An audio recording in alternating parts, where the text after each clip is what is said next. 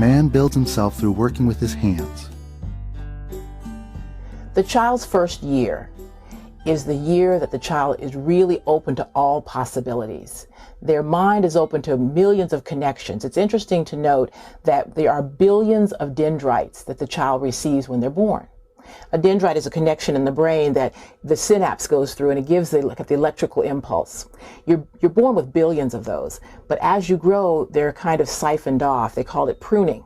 So the less you use, the more you lose.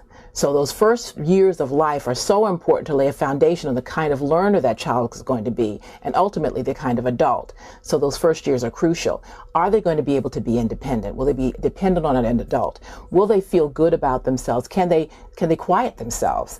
Can they meet their own needs? Those are the things that are so important that are really done in those first years of life. Information from objects travel through the hands and fingers to the brain. Dr. Montessori demonstrated that when infants felt and held things with their hands, the information transmitted to their brains set in motion a whole series of coordinated events. This learning process is deeply satisfying to infants.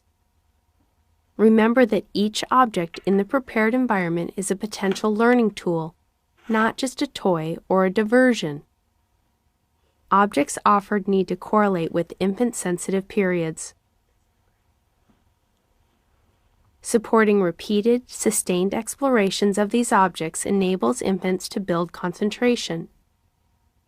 Notice that the object permanence box, matched with 9.5-month-old Bailey, captivates her and builds her ability to concentrate, as well as her eye-hand coordination.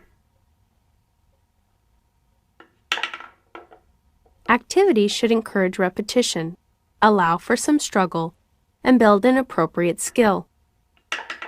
Many of these activities can be homemade. When infants show little interest in an activity, the task is generally either too challenging or too easy.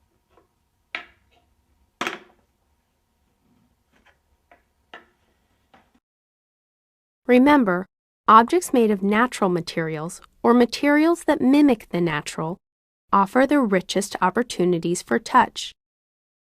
These stimulate finger-based exploration and hand-to-brain connection. Objects that are multidimensional will sustain repeated exploration and encourage learning, also building concentration.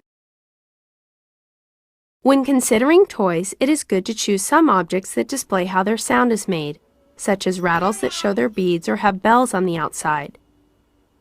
This is better than having all the sound-making elements hidden inside the object. These transparent details build a baby's curiosity and understanding of how the world works.